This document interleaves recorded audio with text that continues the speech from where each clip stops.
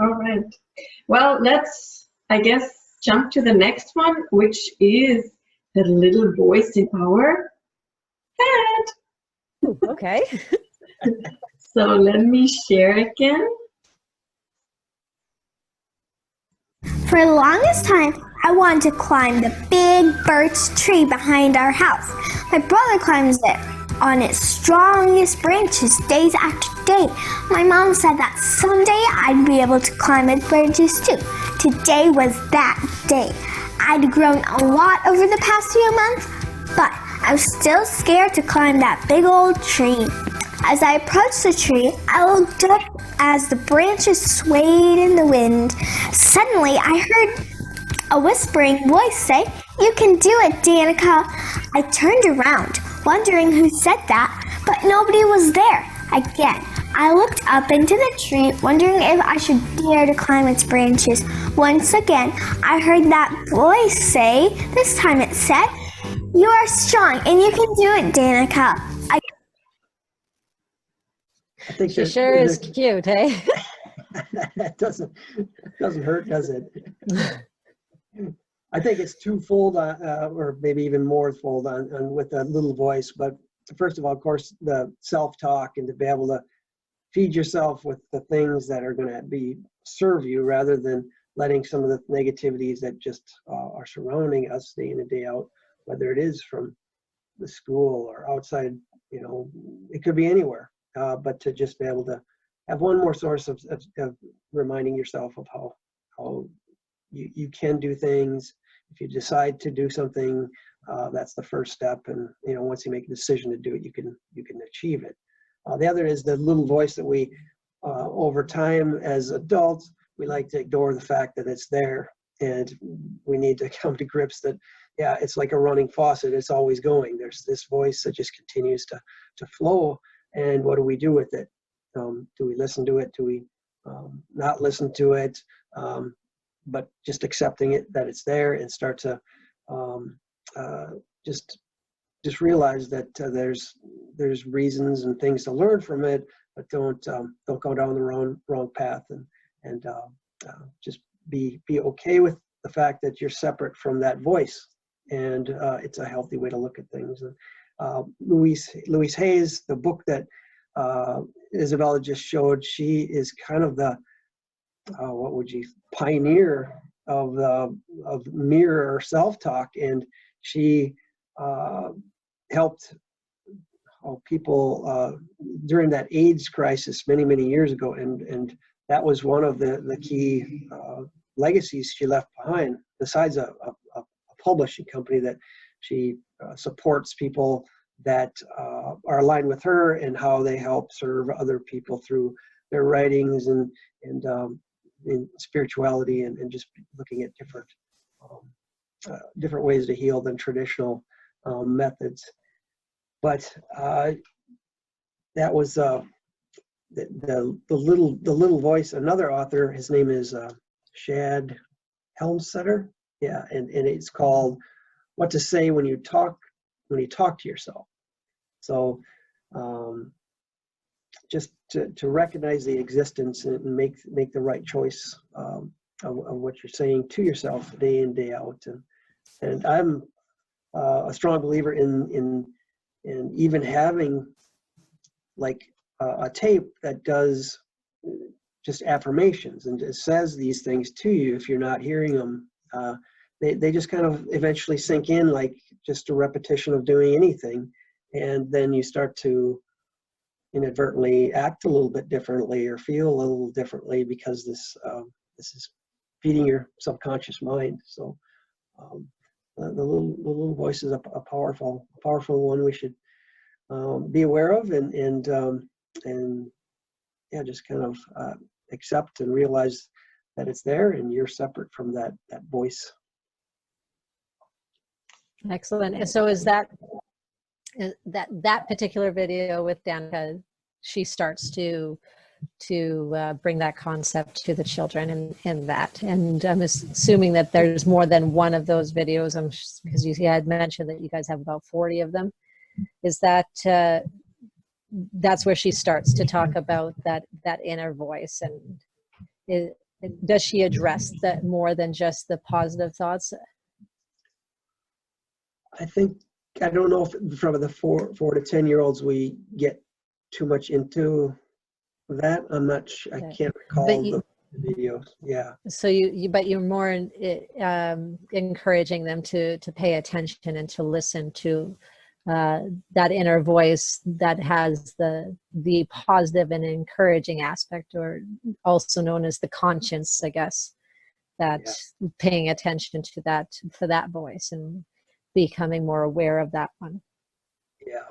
And some of these videos will overlap a little bit in what the message is, and hopefully they're building on one another as they go through it. And but yeah, that's certainly part of it.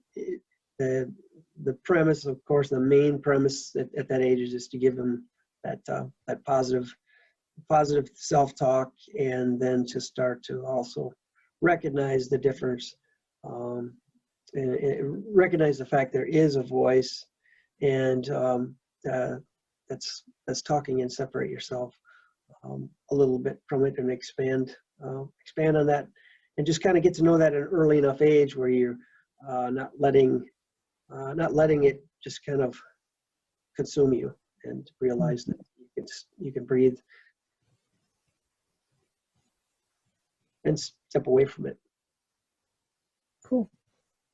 I like that. I like how you said that some of the videos also overlap each other. So once again, immersing the children in a subtle repetition that are fun and enjoyable for them. I think that's really cool. Thank you. And I think, and all three of us have been to Landmark. If you've never heard the little voice in your head, just don't talk for a few seconds.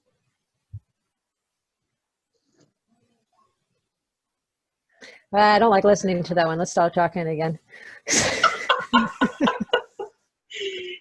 But I think that's the most powerful exercise, to just not talk for a bit of time, especially with other, and everybody's like, what the heck are they talking, or which voice in my head, right? Even for adults.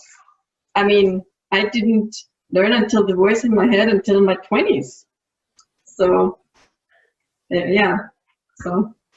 One statement that I want to share too, and I think it does something. I don't know, but take a breath and then move into it.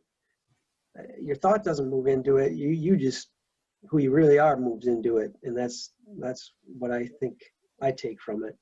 And it's just one more different little angle to look at it. For me, when I think about listening to the voices, I like thinking about being like a private investigator, and I'm, or a private detective, and I'm observing what is going on in front of me within my mind, and what the thoughts that I'm hearing, and just being that secretive little private detective. I like that. What am I hearing? Like, what am I seeing? And why is it there? Yes. Exactly. Yeah. So that's how one perspective, or at least one view of it as well. Isabel, you want to share one too? No, but I like that one. I don't know if I'm always very hard on myself. So I really have to really remind myself to think those harsh thoughts, but not to attach to them, right? And really follow through on the whole, you're so dumb, blah, blah, blah, blah, blah, kind of thing. So, but I like the detective one. I will keep that in mind. And yeah. I have another little thing for you too that can help, and it works with my children as well. When you hear those voices in your head, those, oh, you're so dumb, and you start saying it to yourself. One thing that I've done with my kids and with myself is, oh, so what exactly does dumb mean? really. And it really gets you thinking, because it actually doesn't mean what you guys are, what you're attaching to it. And I've actually made my kids go and get the dictionary and look it up. And they're like, oh, that doesn't mean at all what I thought it meant. It's like, no, it actually means that you are unable to speak. And that is definitely not the case here. It's like, so. Yeah, that's a good one. Mm-hmm. When you hear yourself saying those things, like questioning, okay, well, what does that really mean? What does that word really mean? And how do I have that same definition? And if not, why do I attach that definition to that word? Kind of thing. And it really helps you to start peeling those layers away. Yeah, awesome. Thanks for sharing that. Yeah, for sure. Yeah. I really like the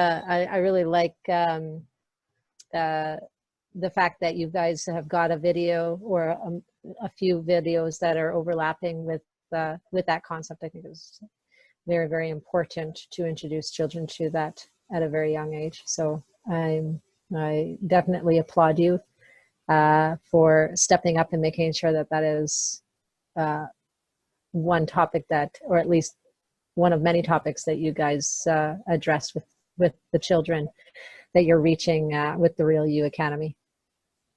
Yeah, thank you.